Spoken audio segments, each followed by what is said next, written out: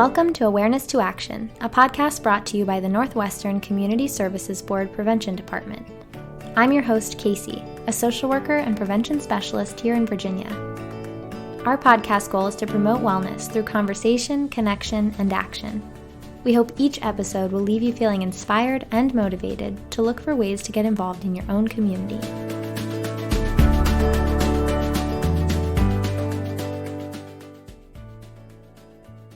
Hello everyone, and welcome back to Awareness to Action.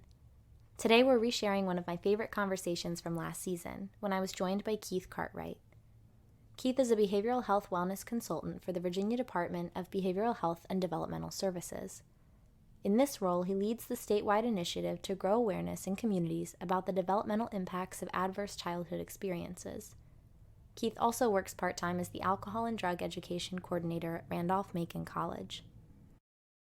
Keith and I covered a lot in our conversation, from adverse childhood experiences to the difference between prevention and promotion. And perhaps most importantly, we talk about how to build better relationships, something that continues to feel more relevant now than ever before. Keith and I so enjoyed having this conversation, so I hope you will enjoy it too, whether you're listening for the first time or tuning in again 1 year later.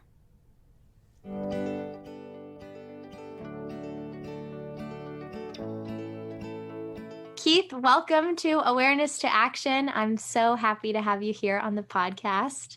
It is good to be here. Thank you. Let's just start with you telling our listeners about the roles you're in now and the path that brought you here.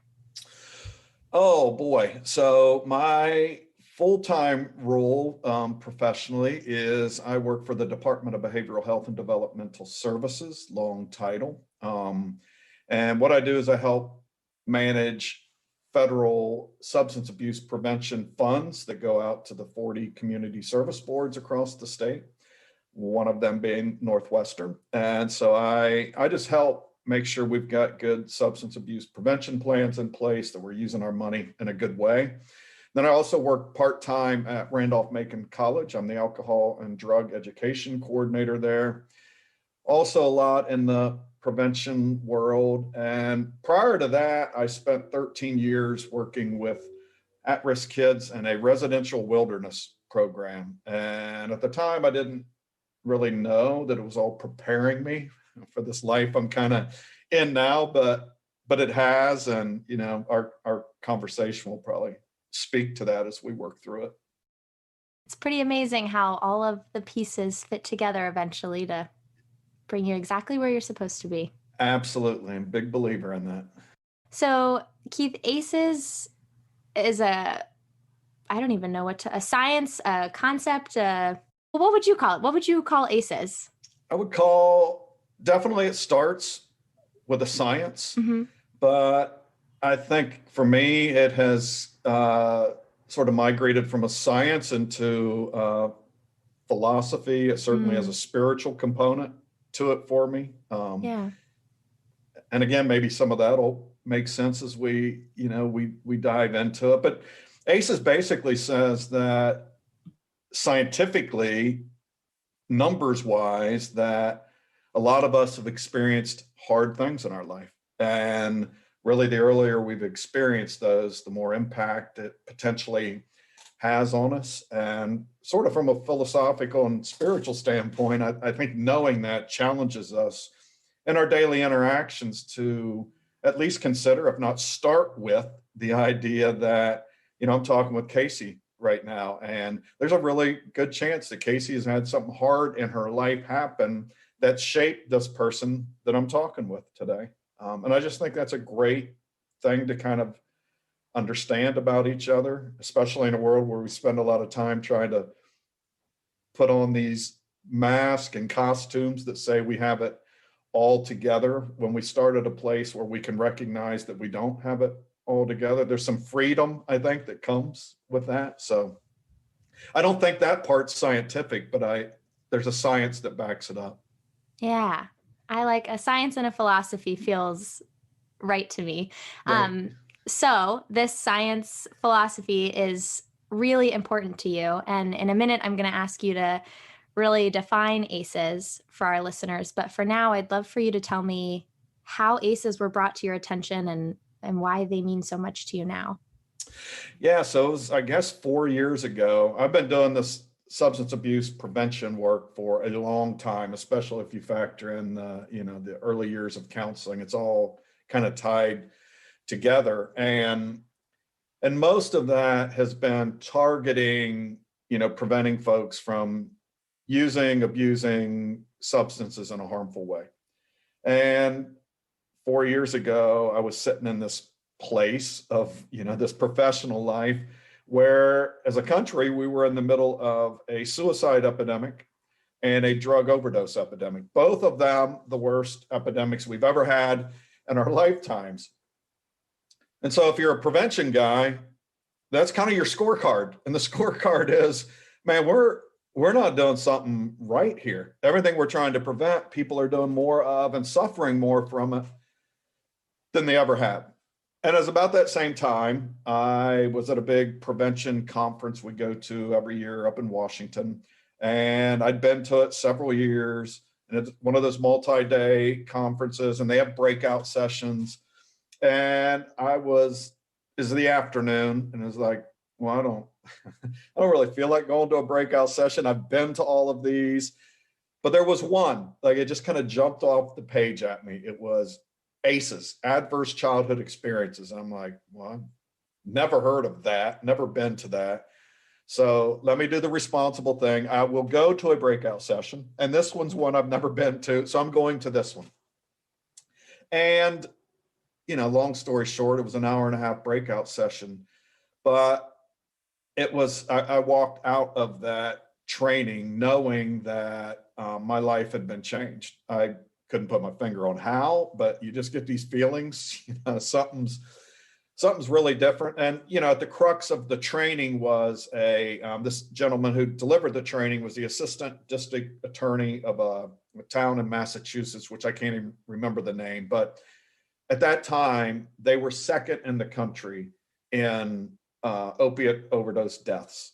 Statistic you don't want to be number 2 in the country in.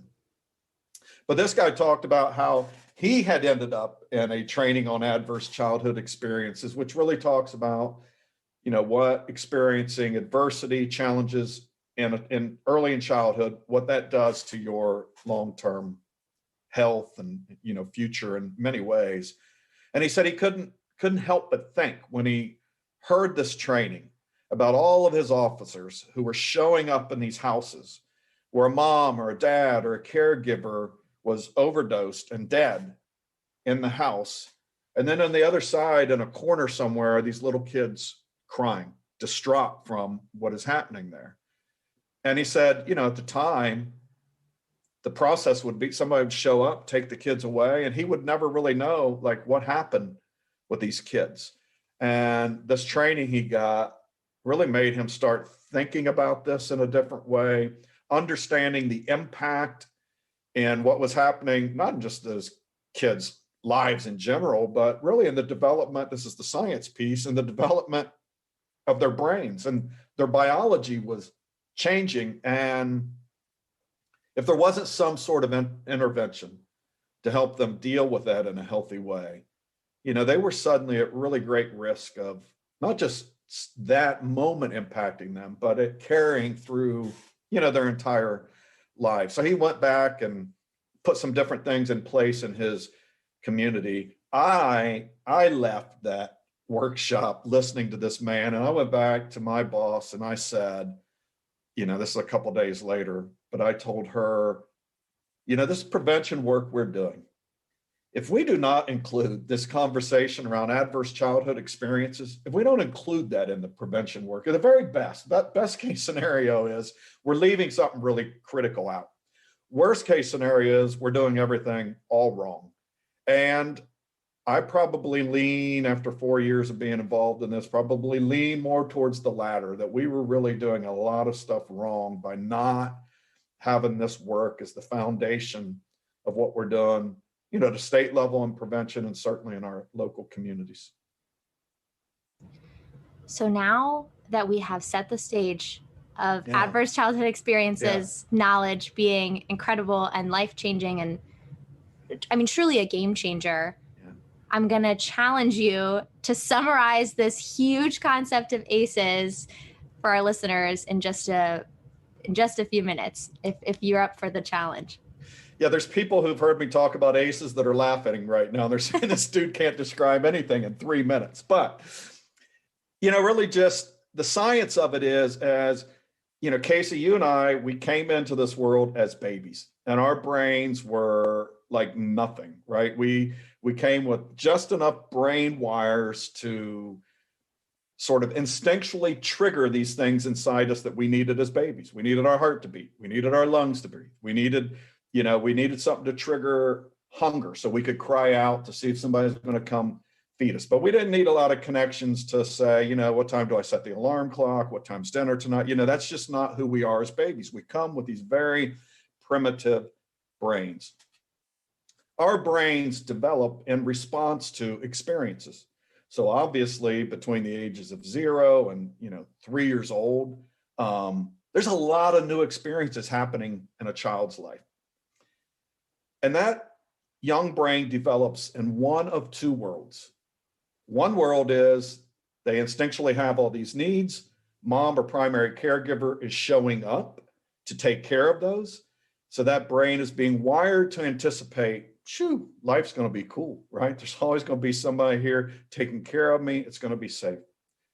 The other world a brain develops in is one that anticipates danger, hostility, chaos, neglect. And so that brain gets wired to anticipate that things are going to go wrong. It gets wired to anticipate it's time for me to run. It's time for me to fight. It's time for me to hide from these things. The problem in that second scenario is the brain is under a lot of stress. And our brain is wired in a way when it's stressed to send hormones and chemicals into the body to do certain things to help aid in stress. Wants the heartbeat to speed up, wants the lungs to breathe a little bit faster, wants to get that immune system engaged in case there's some sort of attack that requires healing. And we're all kind of wired for about 20 minutes of that stress at a time, just enough time for us all to kind of figure out, do I need to fight this thing, hide, run, and then for it all to kind of come back to normal. The problem is if somebody grows up in an environment, and especially in those most critical years of their brain developing, certainly 0 to 3 is when there's just rapid growth. Science would tell us our brain is not fully developed until we're probably in our mid-20s. But certainly the earlier, the more dangerous it is to have these chemicals constantly firing into your body. Number one, it's going to kill off some brain cells that might develop that you'll need when you reach adolescence and adulthood. They're programmed to develop then. Well, then lo and behold, you get there one day and they're not there. And somebody say, well, what happened? And it's potentially something that happened long ago. And then the other thing is if your heart is constantly being triggered to beat, right? Eventually that thing's going to burn out. And so that's why folks who experience something really early in life may be at an increased risk already for heart disease down the road. So I don't know if that was 3 minutes or not, but that's about as close as I can get it, man. We'll count it. I think what's so profound about utilizing ACEs as a lens is how holistic it is. I mean, you're truly looking at the body, the brain, and the person as one incredible, complicated unit. Yeah. And allowing that to impact work is just, again, a game changer. And yeah, hearing you speak about it is really incredible. Yeah, well, and I say all the time, we all are wired for the same thing.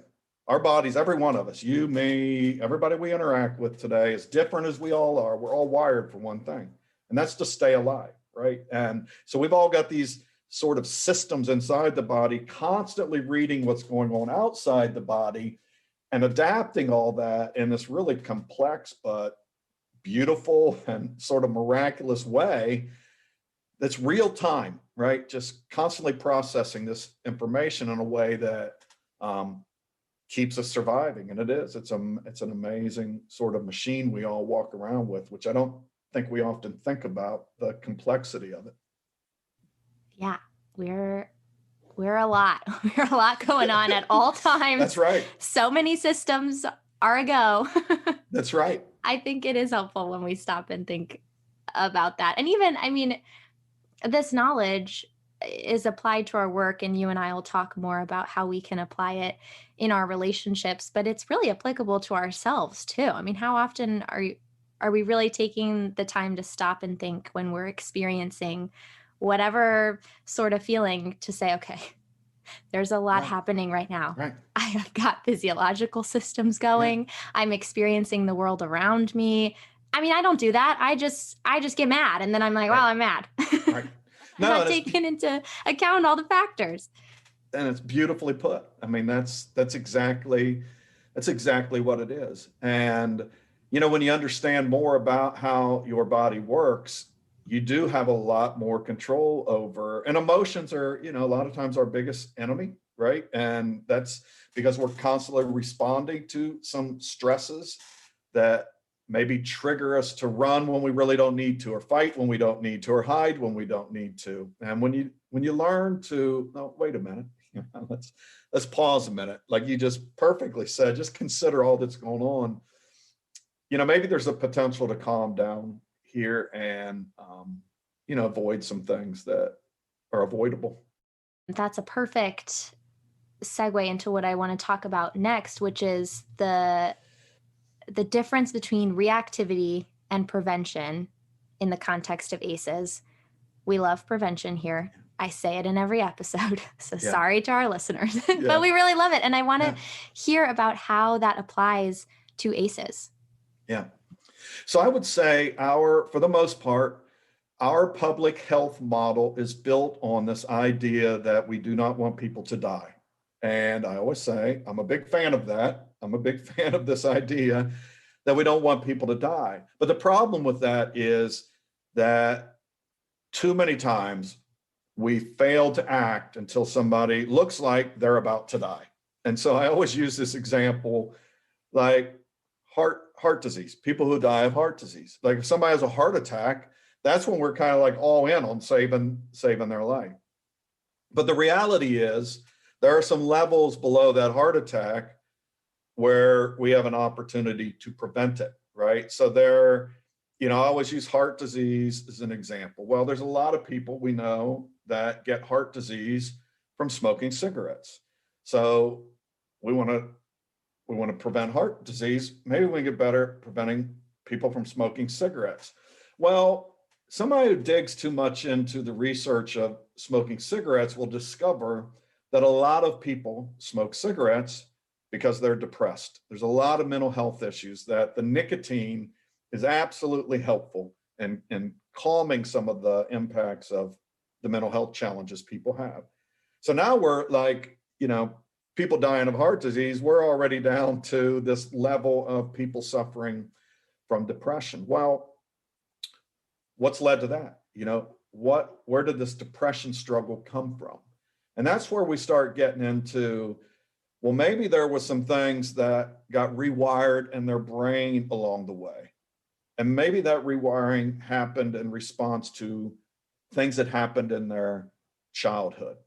And then, there are so many layers even beneath that. So why did this young person experience this adversity in their childhood? Well, there's a really, really good chance it's because the people raising them experienced adverse childhood experience. There's this transgenerational sort of passing of this adversity. And that's scientific as well, right? Genetically, this adversity we face in our lives can be passed on to a young person in the form of which DNA gets read and what doesn't get read from generation to generation. The stress we face as adults can actually be passed down. And again, that's more than a 3-minute conversation. But as we get down to these layers, we start to see opportunities to intervene and get involved long before we started with somebody who died of a heart attack, right? Now we're all the way down to like my mom and dad and what they experienced in their childhood. And once you start to believe that impact, and that is ACEs, right?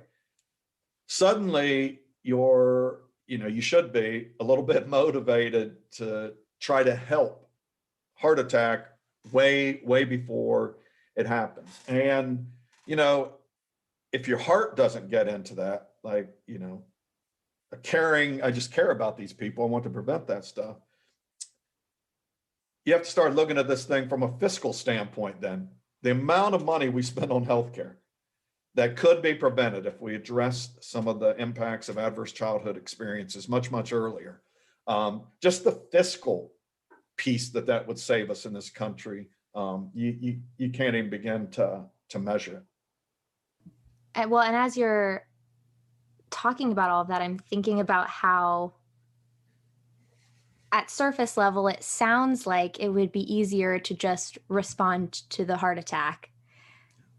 But, it sounds complicated here. You talk about peeling back all of those layers and going back. It's like, how could we even approach that? But we know that it's possible, and we know that it is better in the long term if we're addressing it, going back and looking at those layers so that we can address it in the future. Yeah. And it'd be a much longer podcast maybe, but the problem is that, what people need early in that sort of preventative place, is they need people getting involved in their lives. And, for whatever reason, too often we're inclined to, let somebody else deal with that. And we do that. We pass that on until it's doctors dealing with a heart attack. And some of that is that a lot of us don't understand the impact we truly can make on lives early on if we get involved. And I think that what you've just said is a difference between the reactivity versus prevention mindset. Is reactivity, it's a small group of specialists really who Yes. are addressing the problem. But if we're taking a preventative approach, it's everyone. It's a That's right. collaborative That's right. community approach of professionals and individuals and personal lives, which is really, to me, a lot more beautiful than a small group of Right. specialists. Right. No, and I say all the time, I had this conversation with a group just a little while ago. They asked me, and maybe this is the wrong thing to say on your podcast, you can edit it out, but since we're talking about prevention, but we've done a lot of work at the state level and changing our narrative and what is prevention and how do we talk about that in communities. And we had this brainstorming session a few years ago, and some of our consultants asked, thinking outside the box, what is it that you would change about prevention? Like if you could just do anything. And, I thought about it for a little bit. I'm with my whole prevention team, and I want to say this, but I'm not sure it's a great thing to say here, but I'm going to say it anyway. I said, I think we should get rid of the word prevention. And like everybody, what are you saying here? But see, to me, prevention is about me and you, Casey, and your community. What do we need to do to prevent this person, stop this person from doing this or that harmful behavior? It's all a very defensive thing. The word I would replace it with is promotion. What do I need to promote in this person's life that will help minimize the risk of some of these things I'm going to want to stop down the road? And that's where your community example comes in. Like, what as a community can we do to promote the wellness? And that takes substances out of it too. This is like, I'm wanting to promote the overall wellness. And if you factor ACEs into it, I want to promote the overall wellness in this young person and family's life at the most critical point in their life. Because we absolutely know if we promote some of the right things at that time, the risk of some of these things we want to prevent down the road gets reduced drastically. So, I know we talk about prevention on here, but like a lot of the work I think in communities has to evolve to what do we want people to stop doing, to what is it as a community we want to help promote people to start doing, and what part of that start can I play? because a lot of people aren't going to start doing something different unless they have a meaningful relationship or a meaningful partnership with somebody else. So it's a we thing. Too often prevention's let me help you stop this thing. Yeah, I can get on board with promotion over prevention. I like that. Nice. Yeah. I mean, yeah, because exactly what you said about prevention can feel defensive when it's really the concept of prevention, and if you're translating that to promotion, is so strengths based. It's let's get the best of our community and the best of what's inside of you, and let's work together and make that what we're focused on and bring that into the future. And absolutely. Well, part of the prevention/promotion side of this is making sure that young people have as many protective factors as possible. So first, can you define what a protective factor is? Yeah, and it's funny. I was thinking as we were having that conversation, really what we're wanting to promote in young people's lives and people's lives are protective factors. And, risk factor is like, if I have this thing in my life, too much of it, and we talked about ACEs, if there's too much stress in my life, that becomes very risky. Protective factors say that if I have enough loving relationships in my life, I'm going to be protected from a lot of this long-term risk. And if my family is employed, or if my family has access to healthcare, those are protective factors against some of this stress that a young person might feel in the most critical points of their life. Some people's faith communities, that's a protective factor. So protective factors, I just define, if I have enough of these things in my life, they're going to, just having them in my life is going to reduce whatever impact of these risks that we might talk about. And there's kind of, we talk about ACEs in terms of, the original ACE study revealed that the more of, and they looked at 10 adversities, and they found that the more of these adversities you experience in childhood, the more likely, if you experience more, you're more likely to experience adverse health outcomes down the road. Well, the reverse is true as well. If you look at protective factors, the more of these protective factors you have in your life, the less likely it is that you're going to have these adverse health outcomes down the road. And it gets into that whole prevent, right? Am I going to prevent all of these risky things from happening? Or am I going to work as a community to promote all of these protective factors that we know are going to insulate this child and this family from the potential risk that we're talking about here today? And what's exciting to me about protective factors are that they're perpetually relevant. Protective factors aren't just something that matter for young people. That's right. They matter always, and the impact of them is long lasting. So they matter for everyone, but they really matter for youth. We know that. So how do we make sure that youth are supported, and what age group should we be thinking of when we're talking about ACEs? Well, certainly the science, as we talk about that brain development, the most critical phase is that 0 to 3 years old. And again, that's just because there is so much happening. By the time a young person goes to elementary school, they have more brain connections than they're ever going to have, because there's another process that starts happening after elementary school where the brain, because, we talked earlier about how complex this whole system is. Well, the brain recognizes that. And so what the brain wants to do is automate as many processes as possible in our life, right? And like walking, you and I are going to walk today, and we're not going to walk left foot, right foot. Our brain has automated that whole process, and it wants to restore it wants to hold as much energy possible for this higher level thinking. So you and I can think about, what's my answer going to be on this podcast? All these work things we have to do. All of that to say that a lot of these wires are being formed from 0 to 3 or 4 years old, up to that elementary school. Beyond that, then the brain starts taking a look at all these wires that have developed and saying, this one's a waste of energy, this one's a waste of energy, and it starts plucking them away. So all you're really left with are these wires you use the most. And going back to our earlier conversation, you either have wires that are wired to anticipate life's going to be okay, or you got all these wires in there that are anticipating something dangerous, chaotic, something I need to run or hide from is going to come. Those are the wires you have.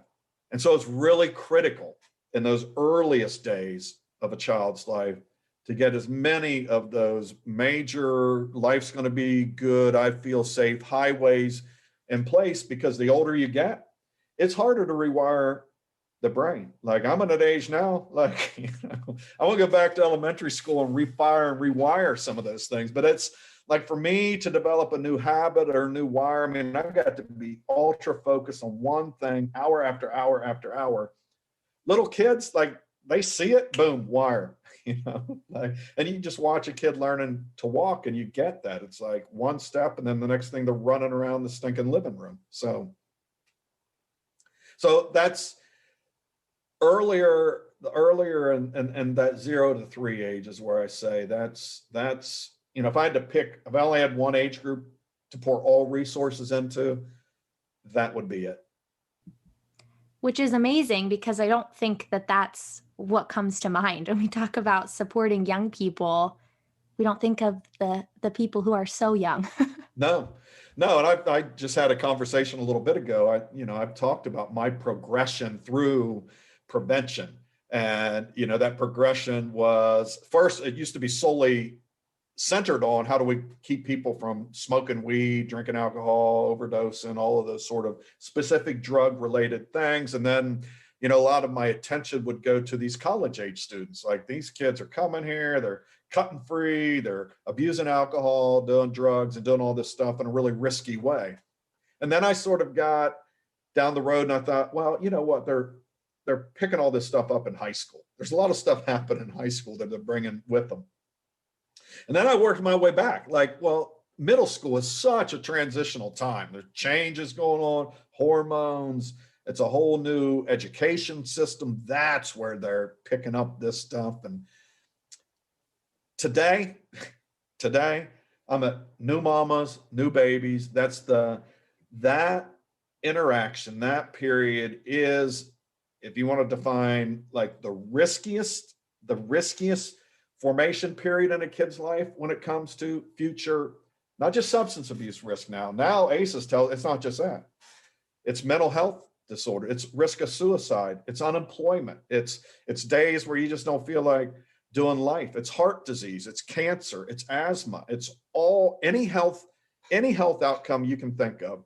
Dr. Anda, who trained me on a lot of this, said that adverse childhood experience is the greatest predictor of public health outcomes we've ever had.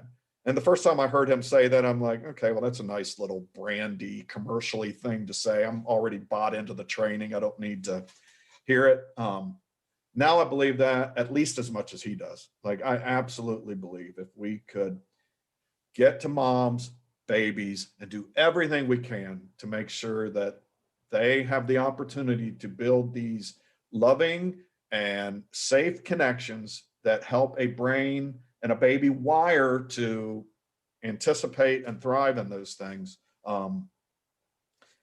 we'd work miracles on the healthcare system. I mean, it would be miraculous what would happen.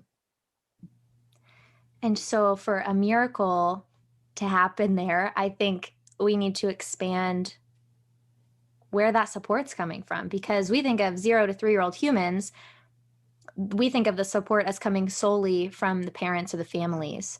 So how do we shift that into a community-based approach?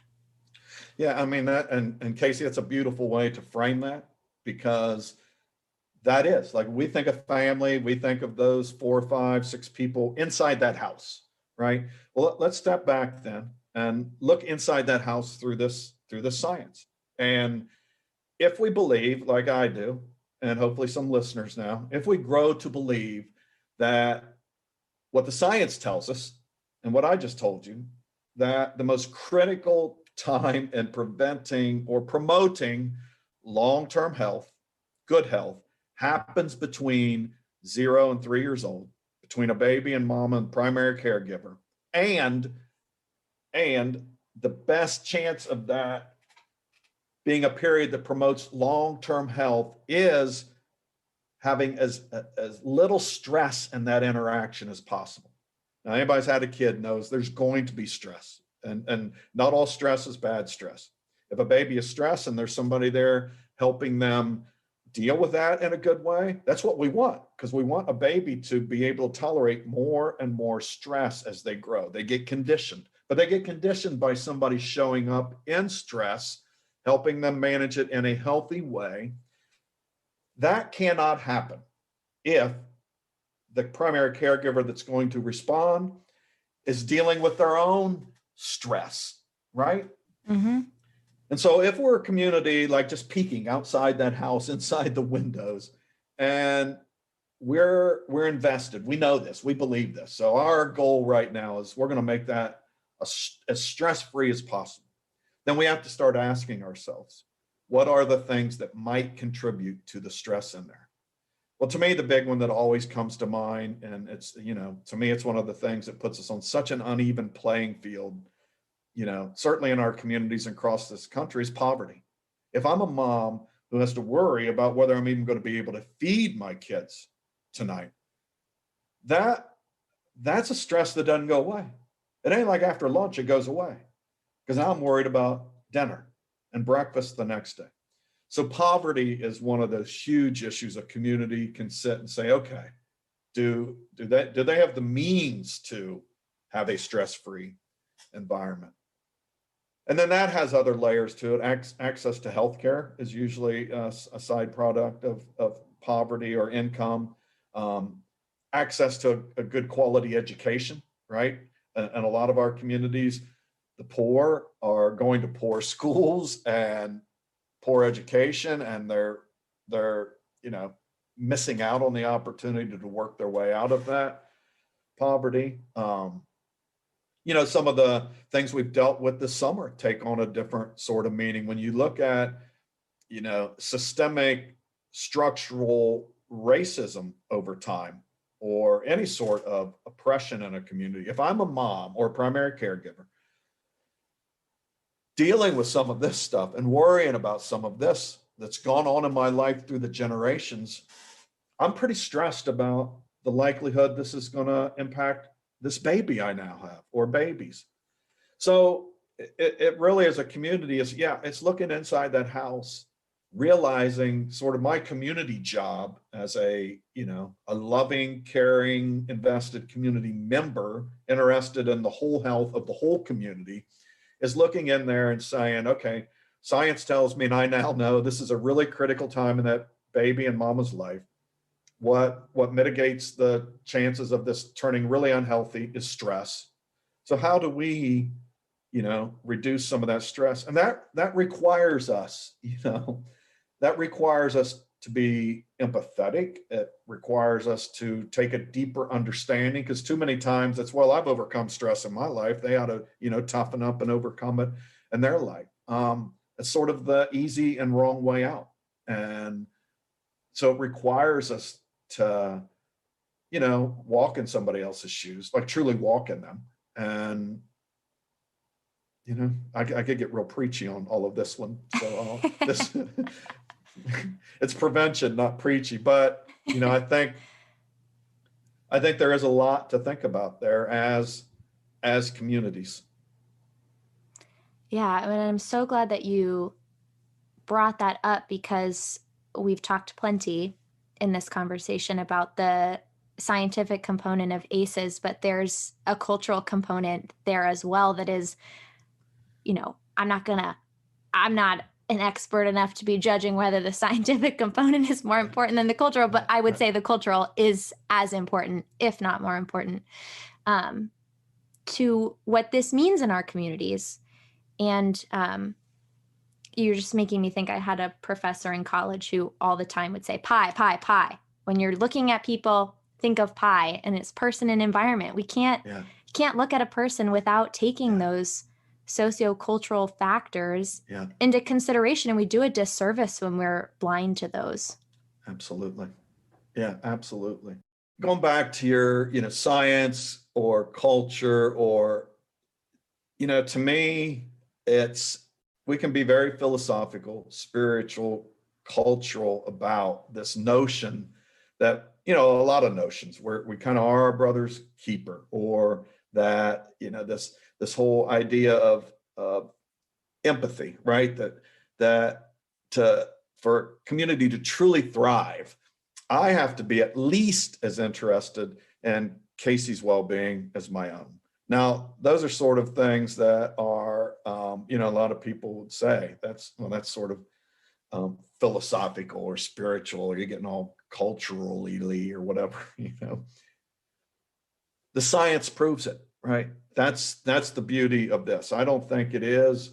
To me, the bigger part is just sort of how do we interact with one another as humans? And there's always been sort of this, whether whether it's part of your faith or whether it just makes sense to you, this whole golden rule, treat people like you want to be treated.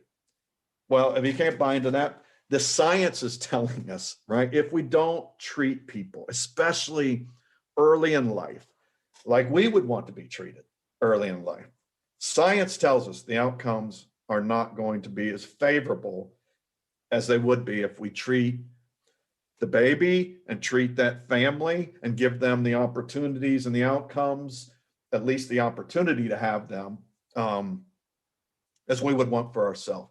So to me, that's the beauty of this. And it's why I constantly call it, the science of empathy. I've always been a big believer in empathy. I've always think, if empathy was the driving force of the way we navigated life with each other, things would be a lot better off. But that's sort of just Keith speak and Keith philosophy.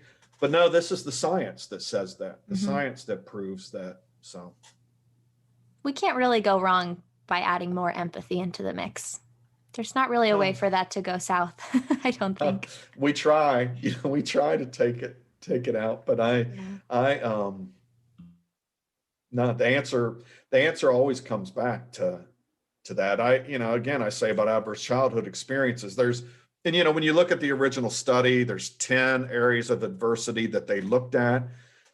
But, I say the one thing all 10 of those have in common is they serve to at least really, really damage, and in many cases sever, the relationship between a baby and the most meaningful person in their life at that time. That's really what they all have in common. Well, the solution to that is the same thing. The solution to that is a meaningful relationship with somebody at the right time in your life. You can't get away from, the impact of our interconnectedness. We literally, wherever you believe that came from, we were literally wired to be connected with one another.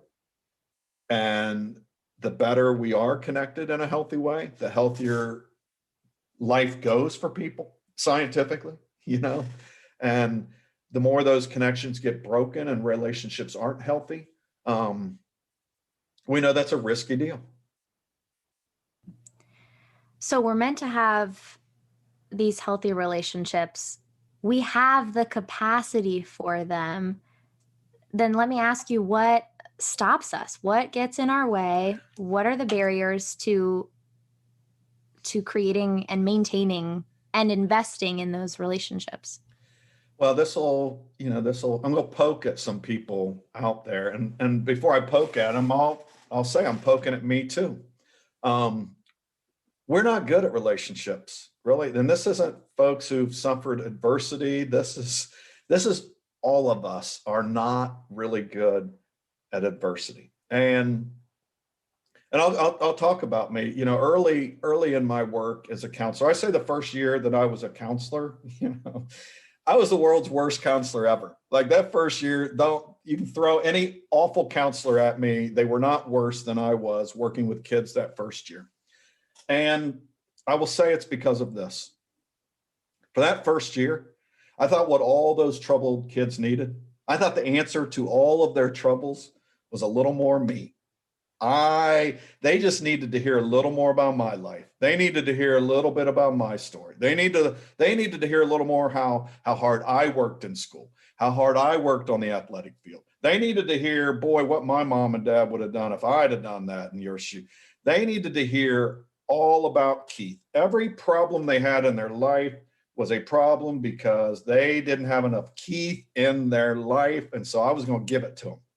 And, after a year of that, I discovered most kids had more problems after dealing with me. I got called every name in the book, and so did my mom and anybody close to my life. Like, I could take a crisis and make it 10 times worse. Somewhere along the line, though, now that I've raised my hand and confessed to being the world's worst counselor, I got to tell you, I became a really, really good one. And it's because I figured something out. Those kids didn't need more of me. They needed me to hear more about them.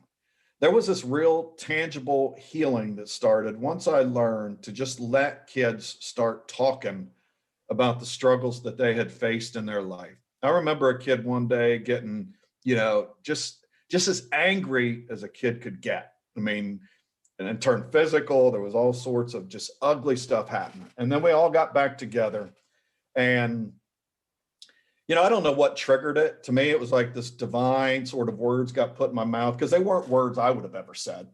Somehow they came out of my mouth.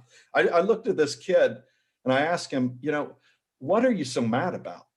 Because you can't be this mad at me. I've never done anything to you in your life for you to be this mad at me. And, he didn't respond to that right away. He cussed a little more and fussed and just threatened, what those kids did. And then he kind of calmed down. He looked at me and he said, do you really want to know why I'm so mad? And I kind of calmly, because he's like serious. There's a new look in this kid's eye. And I said, yeah, I really want to know. And that boy took a finger and he pointed it right at me. And he said, you have no idea what it's like to grow up without a dad. And I was like, I just stood there. I had no idea what to say. Number one, because he was right.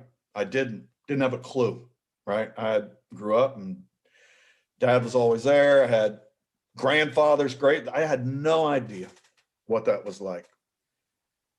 And the thing, when I said that to that kid, you're right.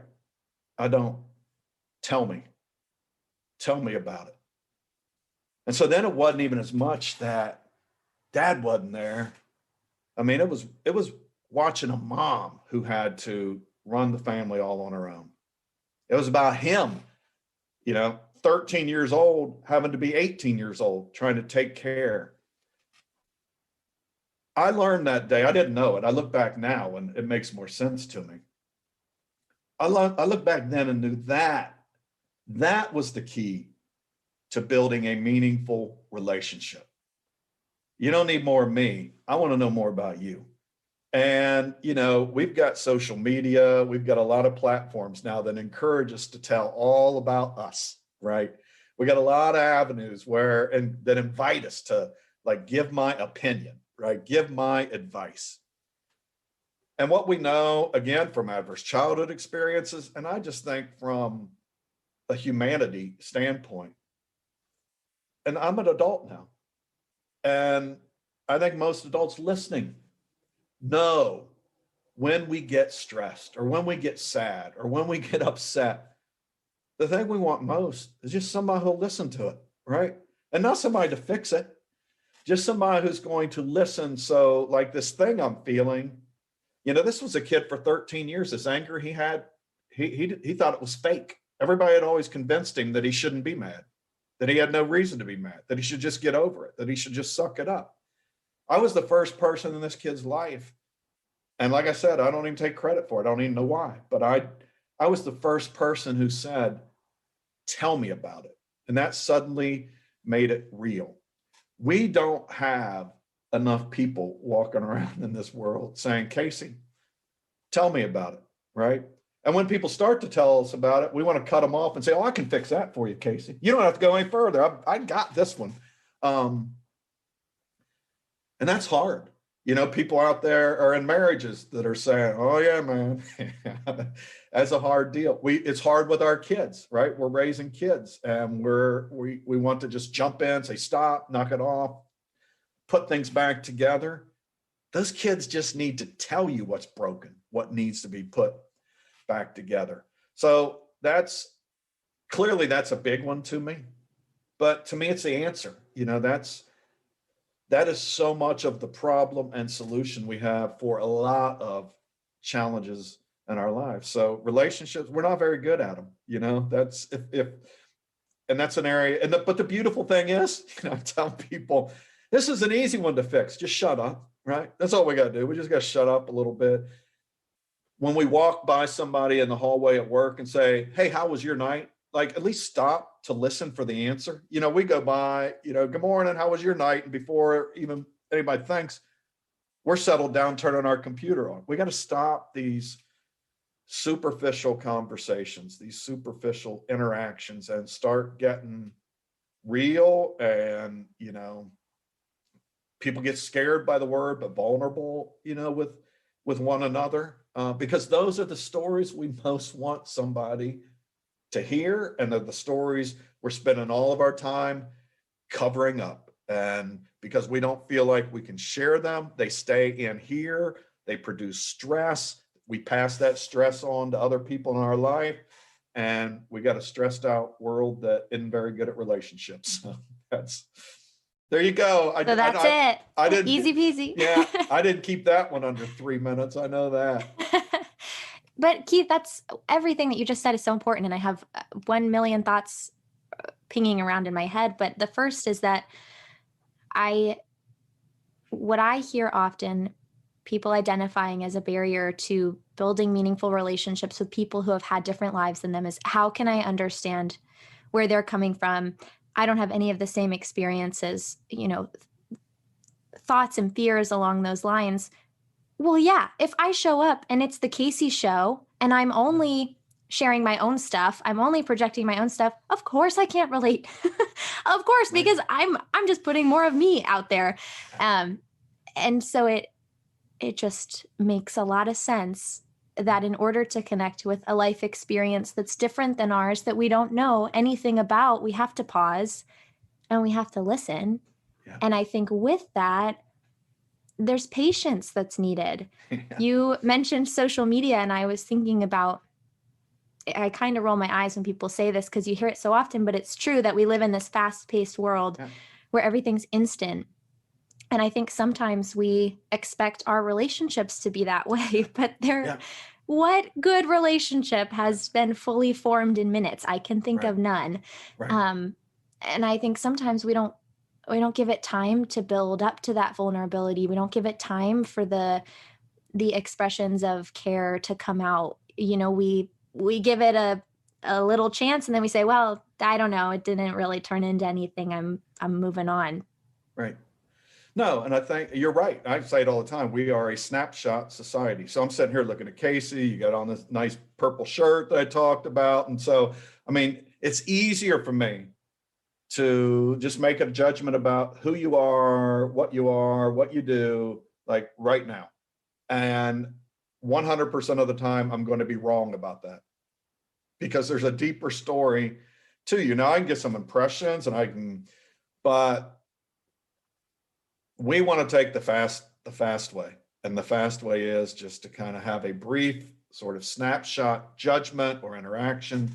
And that's not worked out for us. We watch our news with the same lens, right? We see these characters on the news and all that's going wrong in the world. And man, we just fire off our judgments and thinking about that without any sort of deeper thought about what are the stories in these people's lives. Now, we don't have the time clearly to do that with everybody in our life.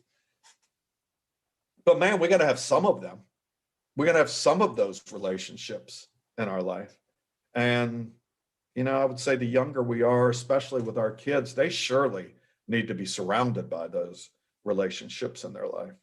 Yeah. And I think, we can't, as you just said, deeply meaningful relationships. We're not meant to have those with every single person, but we're meant to have meaningful connections with the people around us, which is why I'm really glad that you mentioned earlier building those connections with coworkers.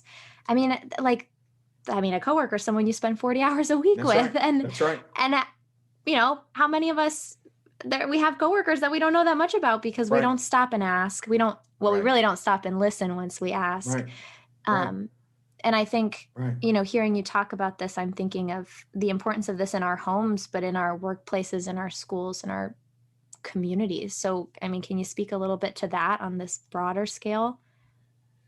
Well, I mean, to me, it's just, it is just taking relationships to this broader scale. If we're ever going to help people understand the importance of relationships, some of us have to start taking the lead in forming those, right?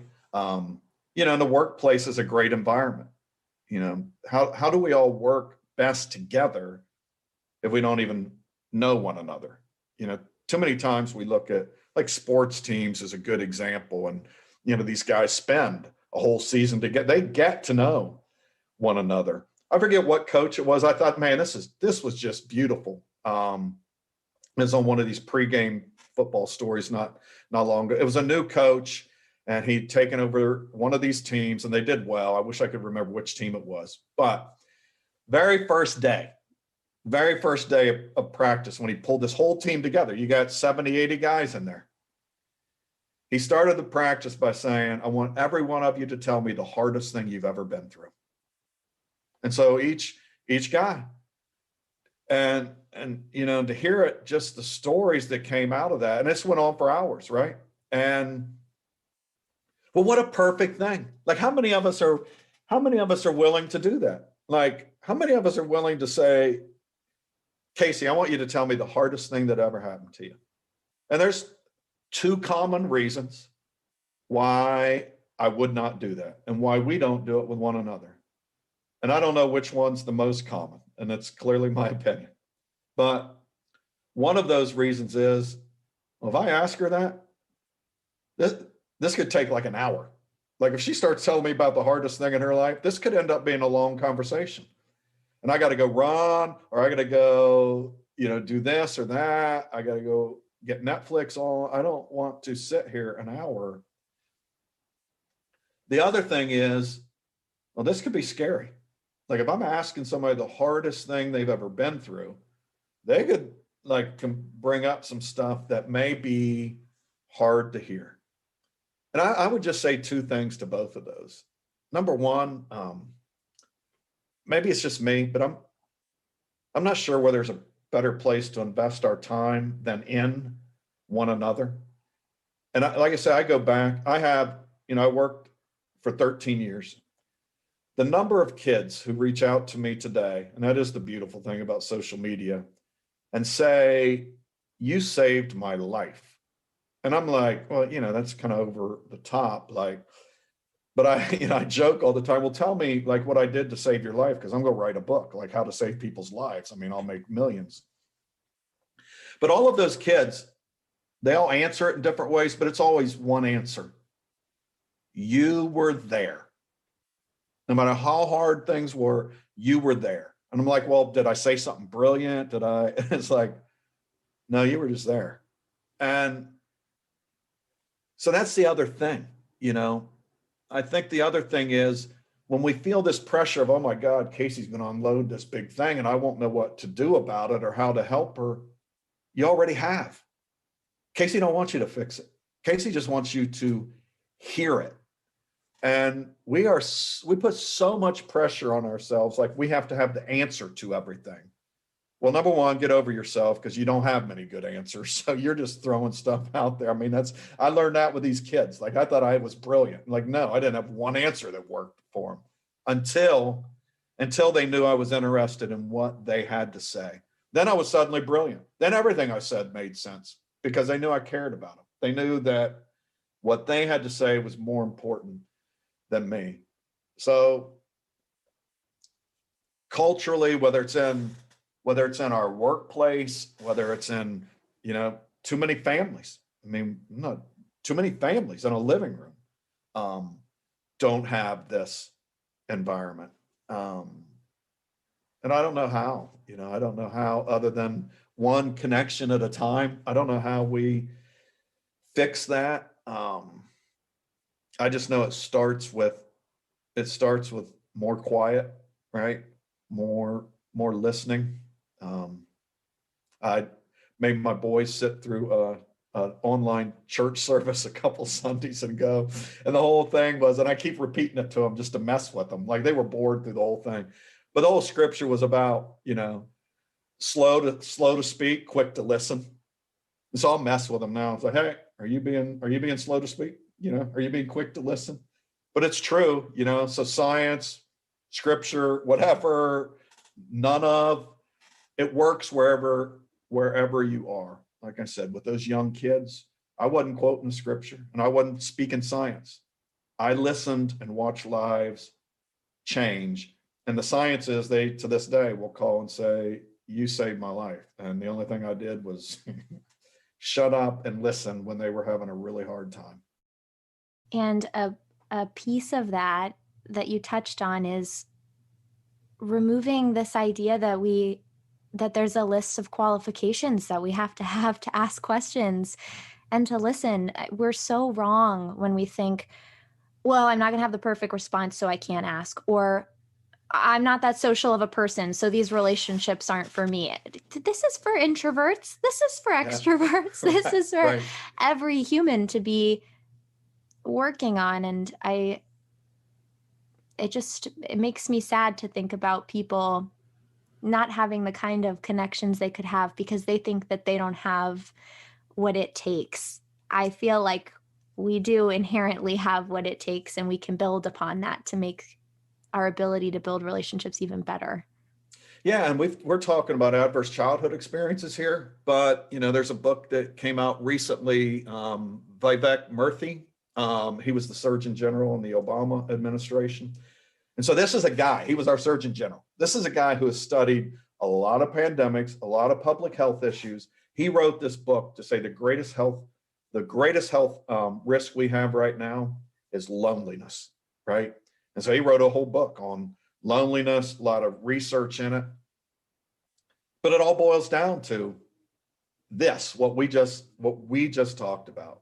People are suffering from loneliness, not because there are a lot of lonely people out there that have, I read this book and I went on Facebook and I'm like, I got 2,000 friends, but like, I don't know which one of them, like if I had this really hard thing going on, like which of those 2,000 is it?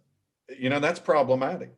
And so this idea that, and it skews our thinking. We see all these people have all these connections and have a hard time believing, well, surely they can't be lonely.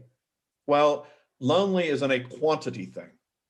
Lonely is a quality connection thing. And that's what we're talking about. Quality connection is, who is it that's going to come and just sit and listen, right? Come sit and listen without feeling overwhelmed by obligation or overwhelmed by fix it.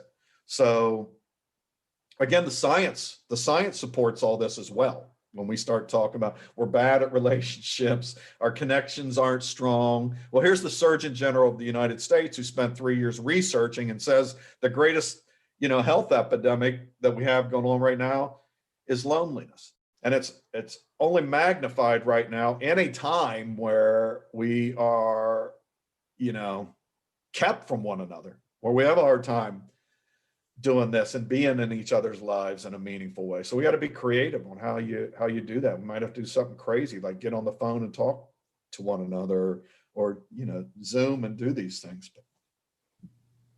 So that's my relationship sermon, Casey. Well, I appreciate it. And here is my optimistic take, my brief. Yeah. Not a sermon, just a thought on the idea that we have a loneliness epidemic is, okay, so we all want meaningful connections. We all want relationships. So when I feel scared or intimidated by the vulnerability that making that connection requires, I can remember this other person wants this That's right. because we're made for this. So I just, to anyone listening and to Keith and to myself, let that be a reminder that these relationships are worth pursuing, and we're made for it. I don't know any other way to say it than that. Yeah, no, and that's perfect. I mean, that's a really, really beautiful reminder because that is why we hesitate. It's like, am I being weak? Well, only as weak as the person you're about to talk to, because we are all craving that same thing. It's whether, we're either lying about it or we're craving it, Yeah. And we have this unique time in history to be creative about it and if there's ever a time to put yourself out there and try to make a connection, I feel like it's right now, because we all need it more than we ever have. Absolutely. This has just been incredible, Keith. I'm so grateful that you're here and having this conversation with me and for all of our people listening. If someone's listening and they're feeling fired up and ready to get engaged with the work of ACES or with the idea of building relationships within a community, what resources would you recommend for continuing to build on that awareness? Do you have some learning resources that have helped you in your path and might help someone else? Well, there's a couple of learning resources. Anybody who wants to know more about ACES, I would highly recommend you listening to the Nadine Burke-Harris TED Talk. I wrote the name of it down. How childhood trauma affects health across the lifetime. When I went to look up, because I watched this TED Talk years ago, and I was like, holy moly. It was shortly after I had my experience. And I think it's been viewed like 8 million times. So I would go look up Nadine Burke-Harris, childhood trauma. There's another book I read, Lost Connections, and it's by Johann Hari, Johannhari. And it really sort of marries this idea of adverse childhood experiences with this conversation you and I just spent some really good time on in terms of relationships. It, once again, gets heavy science into the importance of those connections. Those are, there are tons of books out there. If you Google ACEs, adverse childhood experiences, you'll get reading material and viewing material forever. I would start with those two. And then in terms of, getting involved, a lot of our communities have started to develop what we call these trauma-informed community networks. And, what these networks really get together and they talk about these different areas that I work in my sector of the community. How do I do things differently through this lens of what we've talked about on this podcast? And those are really, really powerful coalitions, because one of the things that, I'll go out and do a presentation, have this conversation, and people say, the light bulb will go on, there'll be this awakening, and then tell me what to do next. And tell you what to do next is different, like for what a school should do, what a church should do, what a Department of Social Service should do.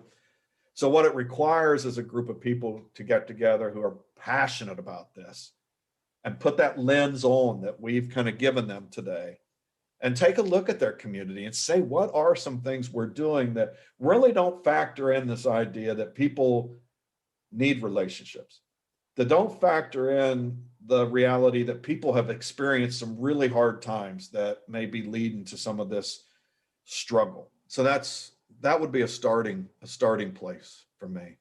And on a personal level, I tell every presentation I do, I say, I got one outcome I'm hoping for out of this conversation.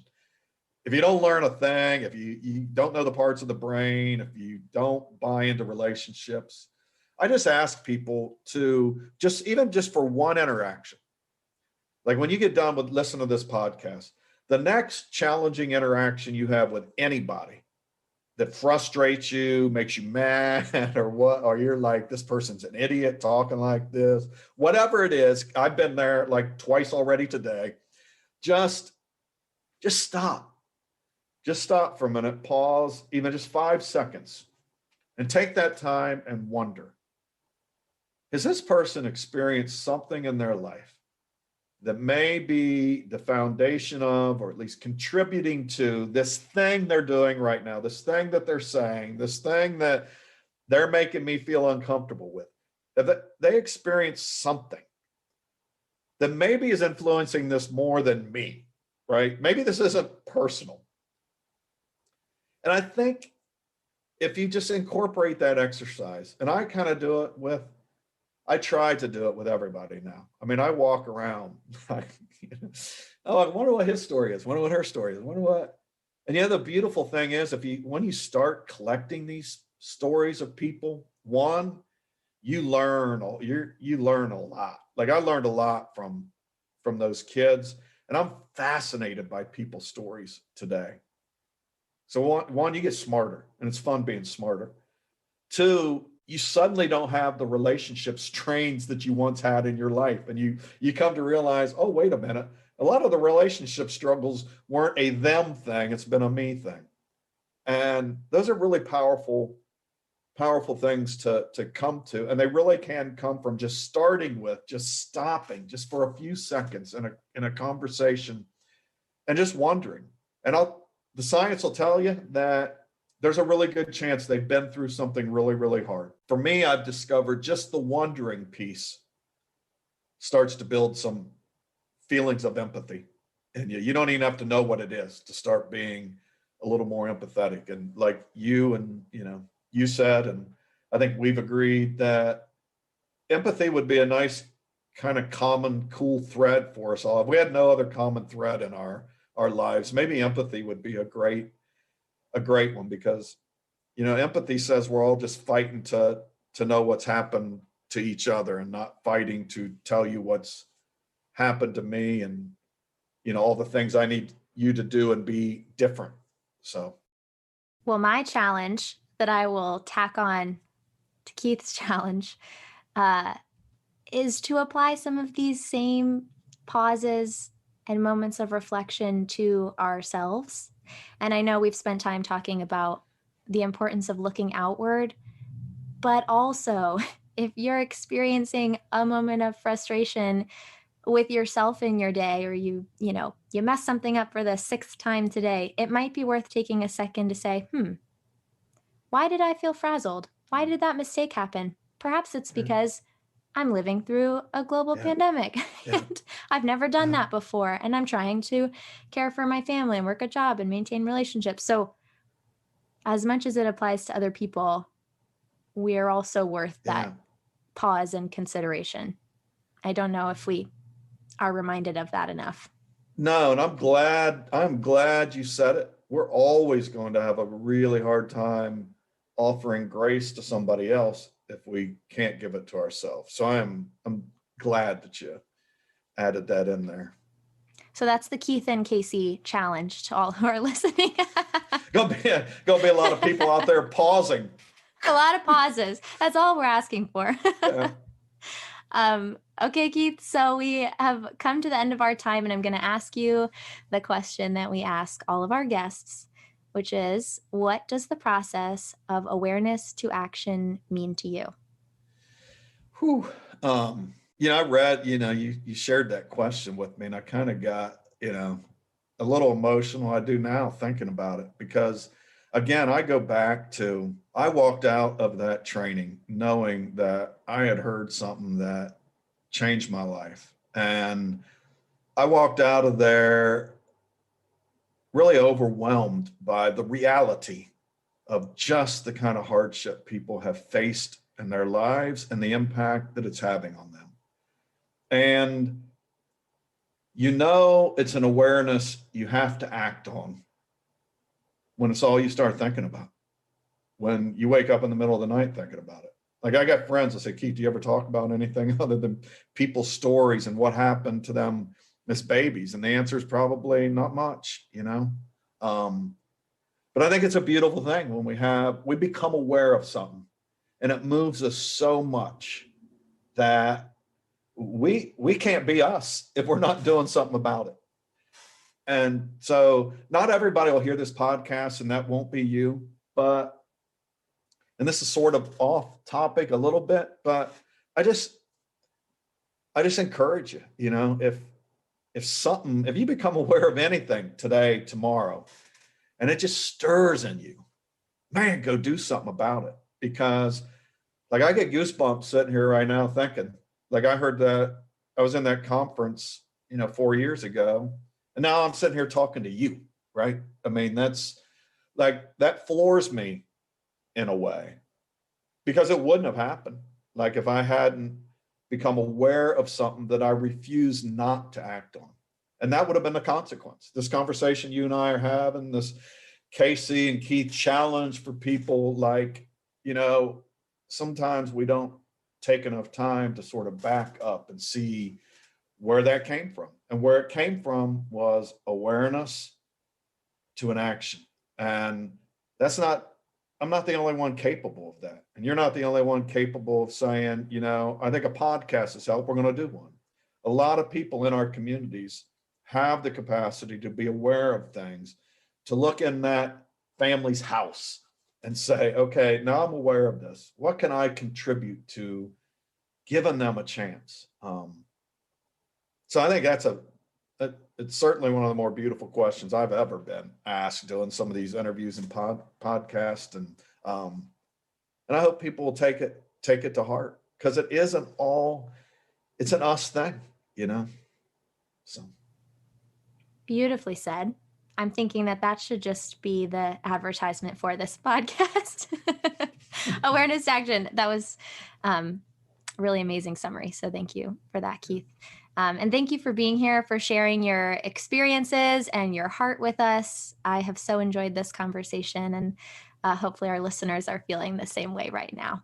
Yeah, me too. I've been fired up since we first talked about doing it.